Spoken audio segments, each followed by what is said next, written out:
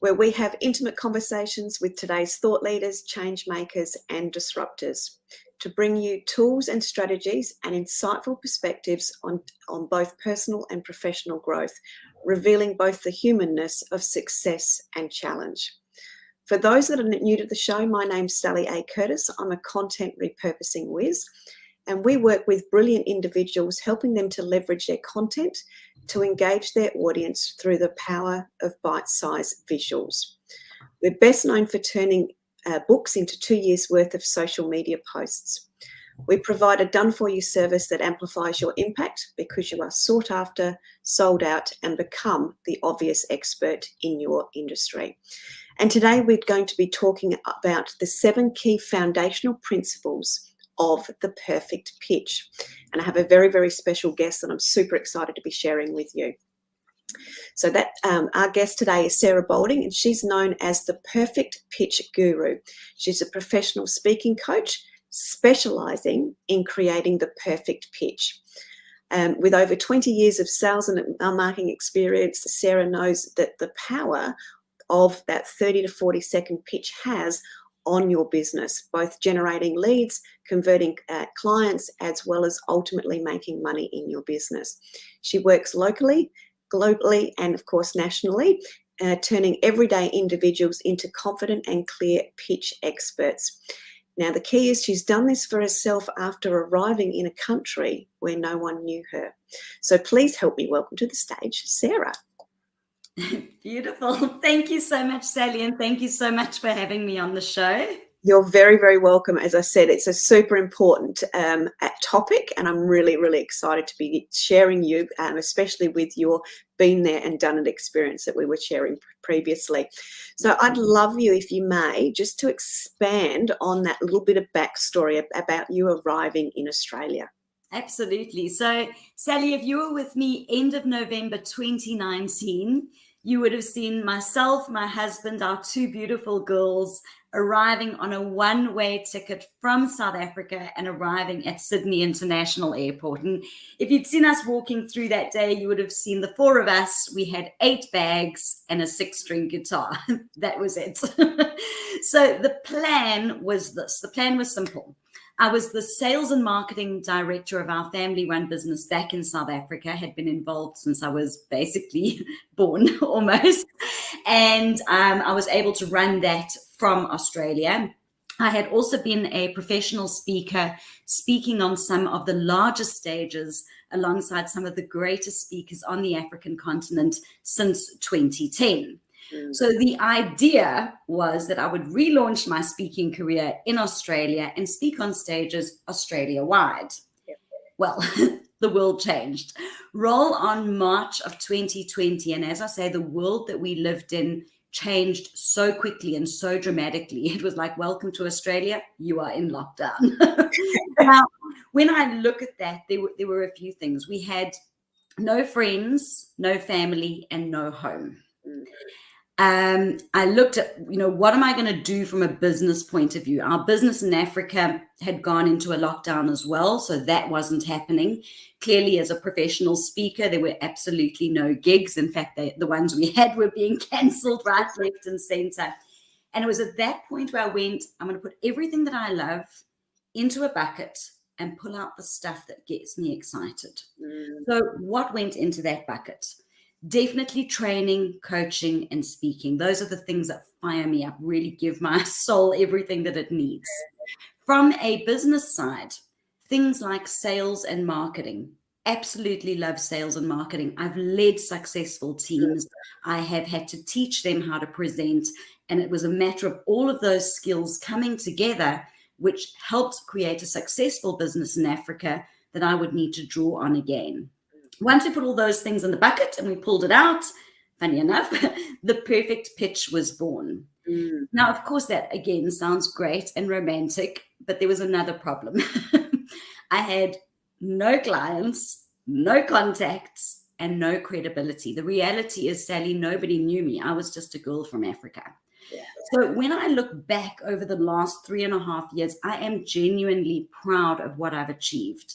I have literally had to walk my walk and I've had to talk my talk to build the business to where it is today. Yeah. And where is it today? I've had the opportunity of sharing my passion with thousands of business owners, not just locally, but nationally and globally as well. I've built a successful business by literally doing the very thing that I teach and share with my own clients. So it's been a wild ride, but we got here, and I love the place that I've found myself. Yeah, beautiful. And I think that's so important to acknowledge and celebrate, that, standing start. And it's been, 3.5 years through very, very turbulent times. And I really want to just emphasize that, because that's the power of having the perfect pitch, the clarity and the confidence, which Sarah will be talking about, to enable you to build a phenomenal business. It's a lifestyle business that you love in a really, really short time through turbulent times as well. So well done to you. Very, very much worth celebrating. Yeah. And thank you for sharing it with us too, more importantly. So I'd love to ask you, why do people fear that question, what do you do, so much? There's a couple of reasons. The first thing is, when you consider yourself, as your listeners, when you consider yourself, do you consider yourself as an expert in your industry? And most of the time, the answer will hopefully be absolutely. You're good at what you do. You know what you do. You change lives through what you do. However, when you answer that question, often you know that you don't come across as the confident and the competent expert that you are. That results in a bunch of things. You either say too much, where the person who asked goes, Guilty. please just stop. Or you say too little, which leaves the potential prospect going, do I ask more? Am I supposed to know this stuff? So what tends to happen is awkwardness, basically. It comes down to three things. When you deliver a pitch, there are three things that you want, and these are the three things that you ultimately want to find in your pitches. Number one is clarity in your message. This gives you confidence to actually deliver that. And then, of course, the ability to connect with your ideal client. Yeah, lovely. And on that note of, connecting with your ideal client and your audience and feeling comfortable, I'm going to ask the question as it relates to the old, is the elevator pitch now outdated? Because that's sort of what you've shared feels different to when someone says, "Oh, just do your elevator pitch," which sort of has that sort of hinky feeling to it.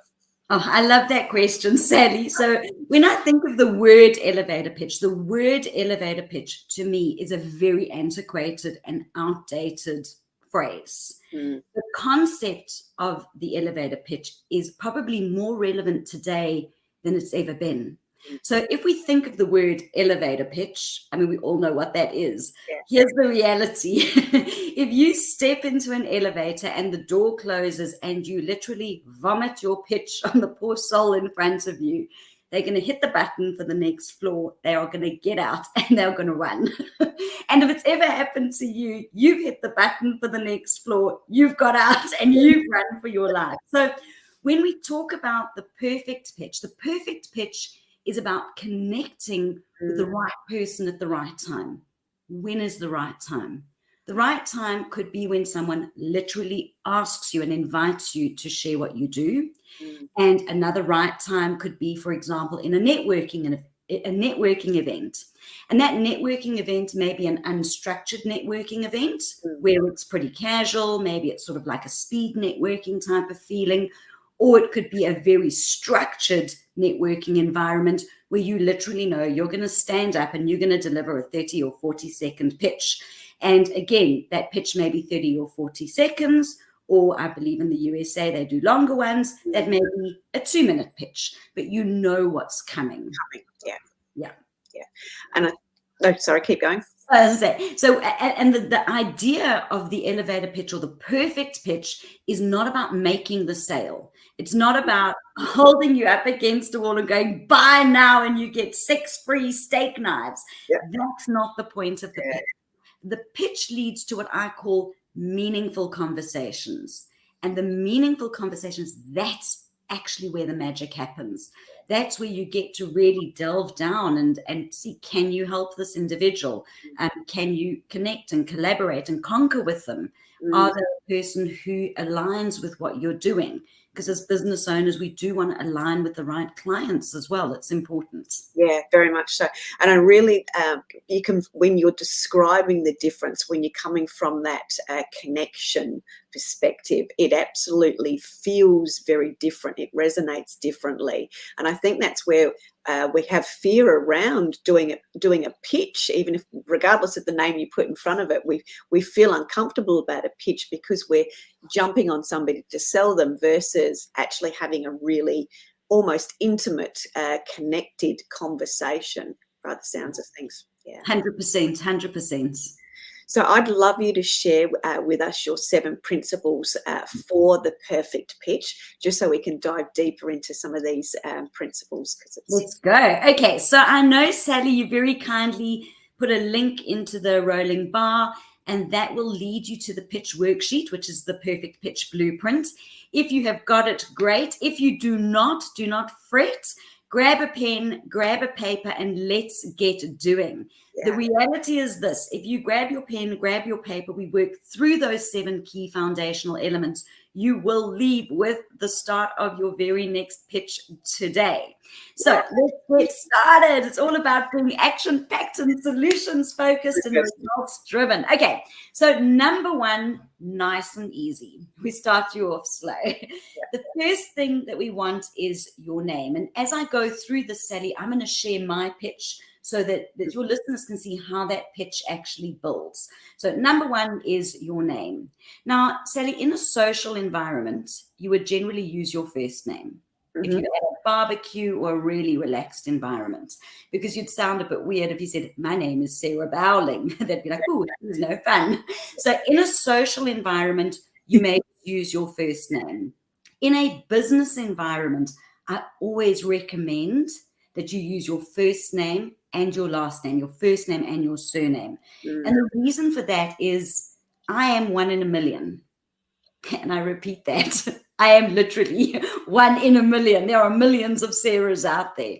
So when you're giving your first name and your last name, it means that people can connect with you. It's easier to connect with you through socials, LinkedIn, etc. So mine would be, my name is Sarah Bauling. Tick. Number 1. Done. Done. We're 1/7 of the way through, and you see how great you're doing. Okay. Number 2 is what you do. Now, when it comes to what you do, there are a couple of options here. For example, if I stood up and said, my name is Sarah Bauling, and I am the CEO of Bauling Enterprises, the thought going through your head right now is probably, what the heck is Bauling Enterprises? How does it relate to me? And why am I even interested in what this woman has to say? So your company name, if it does not directly relate to what you do, in other words, my name is Sarah and I'm from Sarah's Plumbing. Everybody knows what a plumber is. If it does not directly relate to what you do, you want to share what you do. So mine, as an example, could be a number of things, but it would be, my name is Sarah Bauling, and I work with business owners to create, craft, and deliver your perfect pitch. And I noticed the difference in my body language there. It was when you were talking about being the CEO, I sort of went like this. And when you said the other, I went like this, marginally, but there was a difference. Yeah. 100%. Yeah. So we really want to be clear. What do you do? Because a name is, unless it's a massive name, like a global name, people don't know what Bauling Enterprises is. It means the only person it means anything to is the person paying the bill, because that's the invoice name. Okay. So my name is Sarah Bauling. I work with you to create, craft, and deliver your perfect pitch. Right. Then we're going to jump into element number 3. And in element number 3, we talk about the pain points or the struggle. And these are the struggles that your customers have. So a couple of thoughts maybe going through your head. There are so many. Where do I begin? So here's the deal. You always want to be very intentional when you are pitching, very intentional when you are delivering your perfect pitch. So if you're not sure who you're speaking to, you may go quite general. If you are really sure who you're speaking to and you know exactly what their pain points are, that's the opportunity to actually dive in right there. So as an example, or things to consider on this, it needs to be relevant, and that relevance could be relevant to the person, if you know who they are or have an idea. It needs to be relevant to their industry, again, if you know or you have an idea, and it needs to be relevant timing-wise.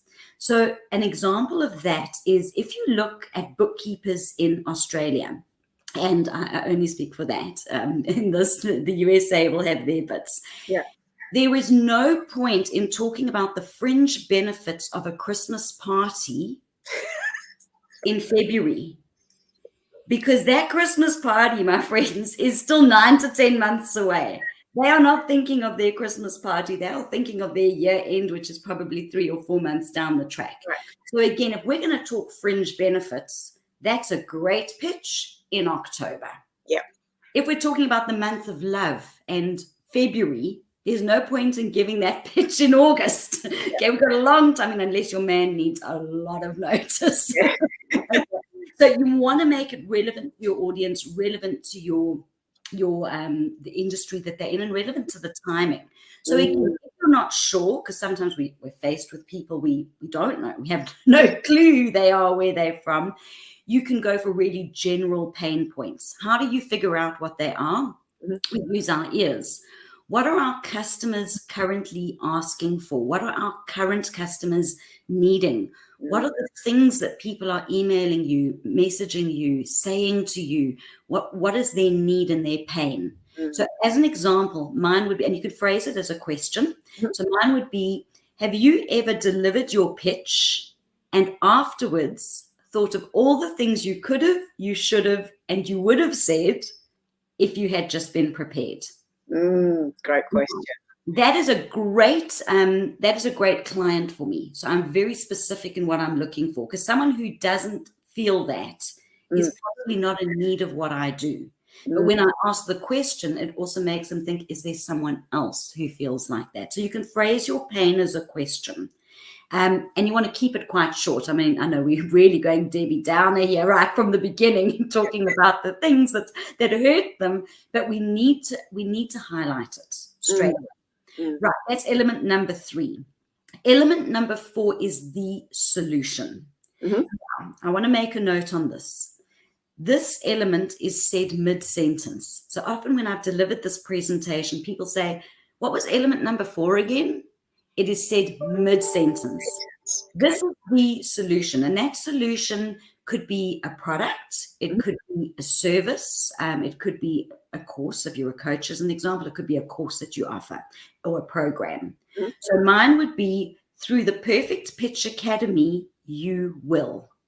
You can hear verbally, I have not finished that sentence, and I finished it off with the words you will. Yeah. That could be by engaging with Hootie Tootie's plumbing, you will.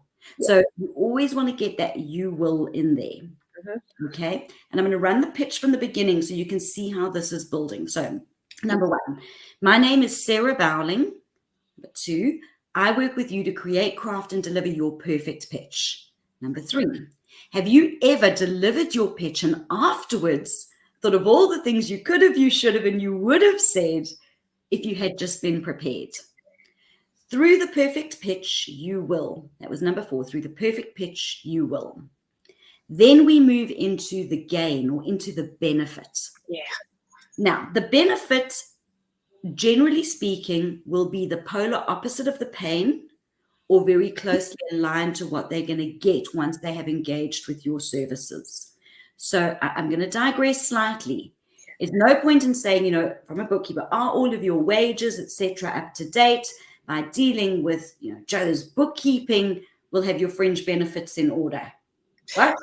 Where did we go from wages to fringe benefits? So again, we got to keep it intentional. Yeah. So mine would be, through the Perfect Pitch Academy, you will, here comes my number 5, be in a position to deliver your pitch with confidence and clarity to anyone, anywhere, anytime. So it is a definite benefit. It is very clear what they are going to get when they finish working with me. May I just add to that? That's so this is really aligning. That's what, as you said, what's in it for me. And to me, I suspect that's the bit that's often missed or skipped over really quickly. Yes. Am I right? 100%. And it's an interesting thing. You know, people are out there going, you know, people are arrogant and people are this and people are that. I actually often find people are they have a lot of humility. They're quite humble, actually. And they almost feel bad selling themselves. And the reality is, whether you're running a service, a product, you know, have a product, a program, whatever it is that you're doing, ultimately you are changing lives. And we need to let people know what that is, because why? You're good at what you do. So highlight that gain, let people know. And they might go, I don't need that. Good. That's okay. That means that you're not my client, and it's okay. It's not an insult. You know, if someone said, hey, you know, I can get you a car, the reality is I don't need one. I got one. Perfect. Yeah. And it's just about being able to say, I'm confident in the benefits, I'm confident in the outcome. And if that resonates with that person, guess what you just found? Yeah. Ladies and gentlemen, you just got your next client. It's a really elegant way to, I'm going to use the word sort, but as a salesperson, I remember years and years ago, you get so stuck on the maybes, whereas this is actually sort of mitigating the maybes if they are either right or they're not, or the timing's not right for them, or they're not right, they're not ready yet, those sorts of things. So it actually enables you to save a lot of time and be much more intentional with not only your time, but yours and potential clients' outcomes as well.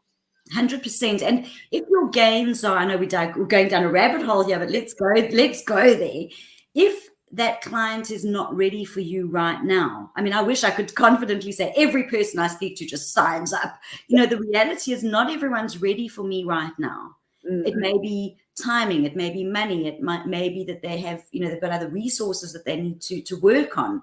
But the bottom line is, when your benefit is really clear, when they are ready, they reach back. Yeah, they remember because of the clarity. Yeah. Correct. Now, when we talk about the elements 3, 4, and 5, so the pain, the solution, and the gain, an interesting thing happens psychologically for people. So we hear the pain and we think, oh my golly, that is so me. I'm so desperate. I feel so frantic and frustrated. And she's actually saying it. Yeah. On the solution, the thought that goes through the prospect's head is, okay, I almost feel like there is actually a solution to this problem. And when you say what the result is, you're taking them to where you want them to be. Yeah. And they go, okay, I've got the pain. The good news is there's a solution. The better news is the solution is going to give me what I want. So there's really nice stuff that happens in the head of the prospect around those elements. Yeah. Okay. Let's jump into element number 6. So for the very first time, we're going to talk about you and your credibility. In fact, have you ever heard someone, they give a pitch and they go, my name is Sarah Bauling and I've done ABC and XYZ and I'm so good and I'm amazing. And you sit there going, this person is an I specialist. It's an I, me. And again, the reality is, I want to know what's in it for me. So for the very first time, element number 6 is where we give our credibility statement. Why you? What makes you different? And again, we can look at a number of things. Now, remember, this is not a thesis. So this is a one-line credibility statement. And that credibility statement can be built around a number of things. It could be the number of years that you've been in business. It could be the number of members you have on your team. It could be your qualifications. It could be the things that you offer that are different, that no one else offers. If you're a new business, and this is a question I'm often asked is, you know, I'm a new business. Do I say, you know, I've been in business for 6 months? That's probably not the strongest credibility statement. So how do we weigh that out? I would generally encourage people, you know, I ask the question, are you passionate about what you do? And to be honest, most people are passionate. Our passion is what drives us, particularly as small business owners. Now, passion is something that you can talk about in the why you. Why? Because people do business with people. People want to do business with people who are passionate about what they do. So again, if passion and the love for what you do is your unique selling point, is your why. You use that as your credibility statement. Yeah. So my credibility statement would be, with over 20 years of sales and marketing experience, I understand the power of the pitch. Mm. So there I've spoken about my past. I've spoken about 20 years. I've spoken about sales and marketing director. It doesn't come across as the me. Mm. All I'm saying in that is I know the power of it. I've witnessed it. Yeah. Okay, I'm going to go through the pitch again because I want your listeners to run through these, make sure that they're on track as we go through. So number 1, my name is Sarah Bauling. Number 2, I work with you to create, craft, and deliver your perfect pitch. Mm. Number 3, have you ever delivered your pitch and afterwards thought of all the things you could have, you should have, and you would have said if you had just been prepared? Mm-hmm. Remember, number 4 is mid-sentence. Through the Perfect Pitch Academy, you will, number 5, be in a position to deliver your pitch with confidence and clarity to anyone, anywhere, anytime. Credibility statement. With over 20 years of sales and marketing experience, I understand the power of the pitch. Mm. We now move into element number 7, the final element. When I first arrived in Australia and taught this, they all went, no, we don't do it like that in Australia. I said, you don't do it. Yes. We don't do an invite to engage. We don't do the sales call. I was like, no. The call to action, the invite to engage is not a selling point. Remember, we want to go to meaningful conversations. I don't want you to buy after I've delivered one pitch. So the invite to engage is exactly that. Inviting them to reach out to you. And your invite to engage can be many things. Mine would be, if you are curious to learn more, I invite you to reach out and engage with me. In other words, hey, if you're interested, I'm open to the conversation. I use the word learn because I am in a teaching space and it's a word that I like. Yeah. I also use the word engage, and I know that the word engage is about 1 million years old, but it's a word that I really love. So again, if engage is not your word, don't use it. That action could be, if this is something that resonates with you, let's have a chat. If you know someone that I can help, I'd love an introduction. Like to find out more, why don't we jump on a Zoom or have a coffee or meet for lunch? So the invite to engage wraps your pitch up in a way that brings it together and says, hey, I'm open to taking this conversation further. And Sally, that is it, your 7 key elements. So number 1 is your name. Number 2 is what do you do? Number 3 are your pain points. Number 4 is your solution, said mid-sentence with you will, leading into number 5, which is the gain and the benefit. Number 6 is why you, your credibility statement. And number 7, your invite to engage. All of that comes together and you've got the perfect pitch. Brilliant. Thank you. There's something's come up for me there because I loved how you really shared how you utilize words that really feel right for you, words that you love, like the learn and the engage. And that sort of brings an important point about finding the right words that are resonant with you, that are the essence of you. And that brings me to the thinking that if we've got the adaptability and the flexibility to, tweak and have a variety of different call to actions depending on the scenario, that then makes me think, is there different types of pitches? Obviously, the formula is going to be the same. Can you talk to us a little bit about the different types of pitches that there are, and obviously how we can expand or shrink the formula that you've shared with us today? Okay, perfect. So there's almost 2 questions in that one, Sally. So I'm going to start with the first one is, do you need different pitches, and do different pitches resonate with different people? Absolutely. So when we look in the world that we live in, we look at the different types of people that we come across. And in essence, they can be put into, we'll call it 4 categories, right? The first are people who learn or who resonate through visual cues. We've then got those that resonate through auditory or hearing things. We get the kinesthetic folk who are all about the feeling, the doing. And then, of course, you've got your auditory digital as well. So we've got 4 different types of people in the world. I'm speaking very broadly here for broad types of people. So as an example, you could do a pitch where you've got a prop. as an example, Mhm. and you can use a prop to basically make a point. That prop would really resonate well with someone who's a visual learner. Mhm. You may have a pitch where you literally say, I'd like you to grab a pen and write down the 3 last things you ate for breakfast, or the 3 things you ate for breakfast. Your kinesthetic people are going to be like, I've got a pen, I'm ready to go. This is the coolest thing. I'm doing an activity. Yeah. So you can bring activities into your pitches as well. It needs to be quite strategic from a timing point of view. There are also folk who really just want the facts. Mhm. Give me a case study, give me an example. Mm. So when it comes to pitching, I've got, oh my gosh, there's so many types of pitches. I've got prop pitches. We've got one of my favorites is actually pitches that inspire.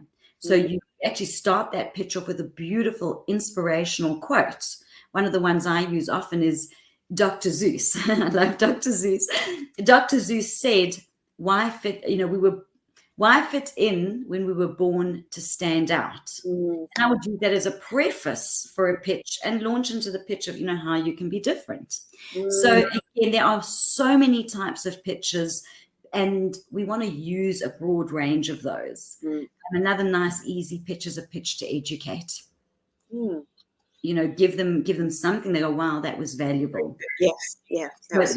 So that was the first question, which I hope I've answered for you, Sally. The second question on that one that came to me is, how do we make it longer and how do we make it shorter? And I think the USA and Australia are a great example of that. In pitching in Australia, we're generally happy with a sort of 30 to 40 second pitch. That kind of works in a networking environment, structured environment. That's sort of what we asked for. Yeah. Obviously, in the USA, where you're saying, they need a 2-minute pitch, suddenly we need to fill that time with stuff. So in a shorter pitch, you may have a pitch that really cuts out some of the words. We still want to have the pain, the solution, and the benefits around that.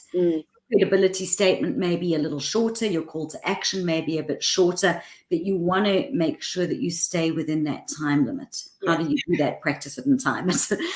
Where you need to make it longer, you may recall a little earlier in our conversation where I said, you may know the person or know their industry. Yeah. When you are in a longer environment, you may literally say, hey, before I start, what industry are you in? Health and wellness. Okay, good.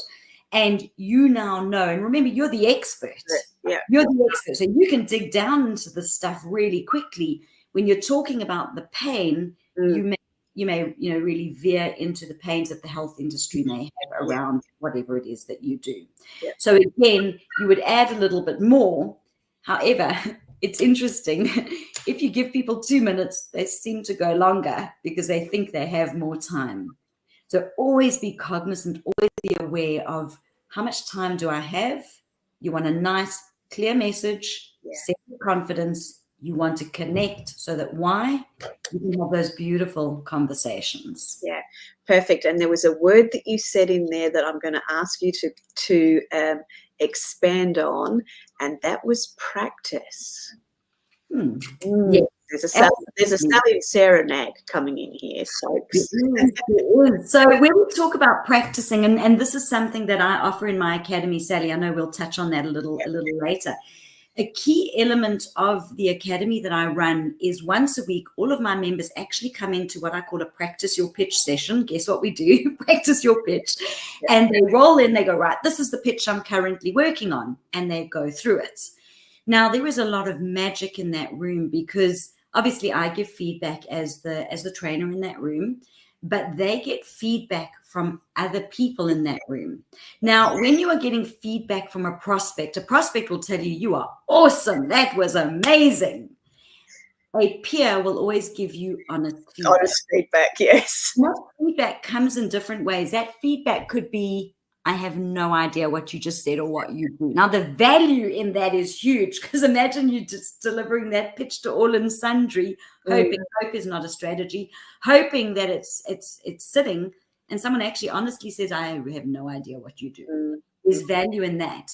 We get the sort of feedback could be, you're speaking too quickly. Oh, I didn't realize that. Or you're speaking too slowly. Oh, I didn't realize that. So when you get that feedback, your delivery gets better, number one. Yeah. And in a group, you have more than one brain, which means someone might say, you used this word, but it made me think of that word. And I think that word is stronger. Ah, brilliant. Wow. Yes. I'm searching for a word that starts with F. I've looked at frantic, I've looked at frenzied. What's another F word? I really want to, get this going. Someone in that group will go, oh, fabulous. Oh, great, done. So the practice sessions allow you to get valuable feedback, number one, as well as get ideas and inspiration. So what I find in the academy is someone will go, oh, I didn't think of that word, but that's made me think of a different pitch. Yeah. And that pitch may be a pitch that, again, we go back to those different types of people. They go, I didn't think of that because that actually is a really nice visual pitch. Yes. And it just helps them deliver better to a broader audience and create greater outcomes for themselves. Yeah. And we get the little, the chunks, some of my chunks, which I've said today, is anyone, anywhere, anytime.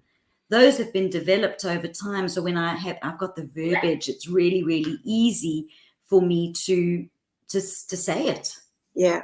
Actually, on that note too of every day, and those lines, to me, they're everyday words as well. And I think as experts, when we get so involved in the work that we do and creating our pitch, we almost use I'm going to use the word too clever words that we know really well and we understand them. But as you said, the audience, it doesn't land as well as it needs to. And what I've noticed through your craftsmanship is everything is really easy, everyday language. And I think that's probably something that's an innate gift for you, but is something that other people probably struggle with a bit. And where that group comes together, you would really get that feedback like, I don't get that word, Even the use of acronyms. People often use acronyms, and the word ATO means one thing in South Africa, it means another thing in Australia, and I'm sure it means something else in the USA. Yeah. So acronyms can be because then people get stuck on the acronym trying to figure out what it is. Yeah. ATO is Australian Tax Office for those in the USA, and ATO in South Africa is the airline training operations. So it all means different things, but people get stuck on acronyms. And we use acronyms way too much. Had a conversation. It was just a coffee conversation with somebody a couple of days ago, and they were talking in all of the acronyms in their industry. And I couldn't even write them down because they were saying the acronyms so quickly. I couldn't actually work out what the letters were to then work out what I needed to Google later, and those sorts of things. So removing those would make a massive difference to clarity, I would imagine, as well. Keep it super simple. Yeah. Super simple. At the end of the day, we're not pitching to show how smart we are. Yes. It's actually sounds crazy. It's a serving space. We see it as a selling space, but it's actually a serving space. this is what I do. This is the difference I make. If that's something that can help you and help your business, I'd love to bring you into my world and help you. Yeah. I mean, sure, money changes hands, but there's got to be the serving before people actually splash out the cash. Yeah.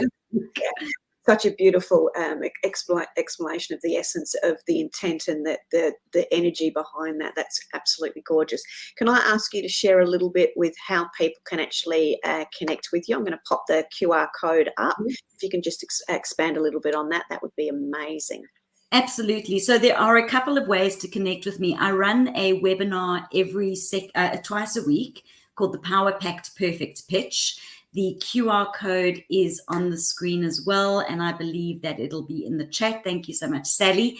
That is a 90-minute webinar. It's filled with tips, tools, and techniques that you can apply in your pitch. It is jam-packed with ideas. So jump onto that, register for it, find a time that works for you, jump into that webinar, have a pen and paper. Again, it's all about taking stuff away with you. And of course, reach out to me. I believe my contact details will be shared as well. So you're welcome to drop me an email if you are based in Australia, or America. If you'd like to phone, you can call me as well. But please reach out and let's have the chat. Let's see where you are, where you need to go, and how I can actually help you get there. Beautiful. Can I ask you to do your pitch in its entirety, please? One more last time. I'd love to. So, my name is Sarah Bauling. I work with youth create, craft, and deliver your perfect pitch. Have you ever delivered your pitch and afterwards thought of all the things you could have, you should have, and you would have said if you had just been prepared? Through the Perfect Pitch Academy, you'll be in a position to deliver your pitch with confidence and clarity to anyone, anywhere, anytime. With over 20 years of sales and marketing experience, I understand the power of the pitch. If you're keen to learn more, I invite you to reach out and engage with me. Brilliant. Thank you very much. Very beautiful. Couple of questions as we move towards the end of the show. I'd love for you to share a little bit of how you best find and keep that connection with your audience. Okay, so although the world changed in 2020, in many ways it was to my business's advantage. In a personal sense, it absolutely was not. But in a business sense, because we went online, I was able to reach markets that I had never reached before. I belonged to an international networking organization, and through that, I made sure that I connected with those members worldwide. I took advantage of the online space. For me, once I'm in those networking rooms, I find people I want to connect with, and I actually reach out to them. Otherwise, you're just a square on the screen. And I had loads and loads of that. I lived on Zoom during the pandemic, but I connected with people. That's certainly one level of connection that we were forced, our hands were forced. If you had to ask me what really fires me up, it's actual live networking events. It's actually meeting people. It's actually feeling, being able to give them a hug or a handshake, being able to connect and, cheers a drink and share a meal and get to know them more intimately. The clients that move into my academy, I don't just have people in my academy that I don't know. Even folk who are based, in the States, who are based in Africa, those clients, I still get to know them and take the time to connect with them, because I know that people come to me because they want the change. They find a lot of love in our community of the tribe of the Pitch Academy. And there's just so much good stuff that happens there. For me, it's about people. Ultimately, I can just teach it and move on, but I want to connect, not only with my prospects. I want to connect deeply with my customers. They mean something to me. Yeah, and I think that's been incredibly evident through the conversation that we've had today, the level of care and contribution that you have within your community. So thank you. And another thing to acknowledge and celebrate. So thank you. Thank you, Sally. Yeah. One last question. I know you mentioned Dr. Zeus before as a quote. Do you actually have a favourite quote or one-liner other than that? I've got my own. I take your pitch from blah to brilliant. Love it. Thank you. Yeah, brilliant.